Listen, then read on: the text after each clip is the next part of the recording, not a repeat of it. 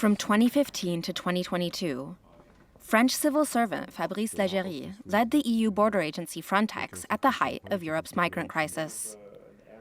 Now, a Paris court has opened a probe into his actions, following allegations that the agency mistreated migrants.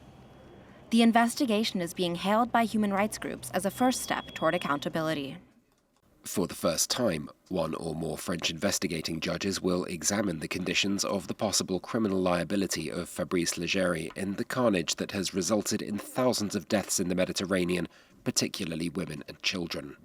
The proceedings are the result of appeals by the French Human Rights League and migrant rights association Utopia 56.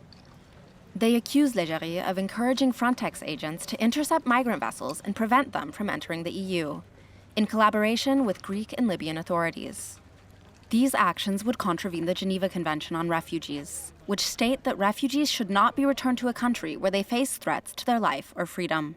Leggeri has denied the claims for years. Since his resignation from the border agency in 2022, Leggeri has gone on to become an EU lawmaker for France's far-right National Rally Party.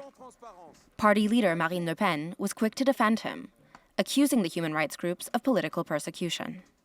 The French people who are suffering the dramatic consequences of migratory submersion will not be fooled by the crude maneuver of a far-left organization. I express all my support for Fabrice Leggeri, target of this odious campaign of legal harassment. The appeals court will now determine if Leggeri can be tried for complicity in crimes against humanity. Were he to be indicted, prosecutors would need to ask the European Parliament to waive his immunity as a lawmaker through a parliamentary vote.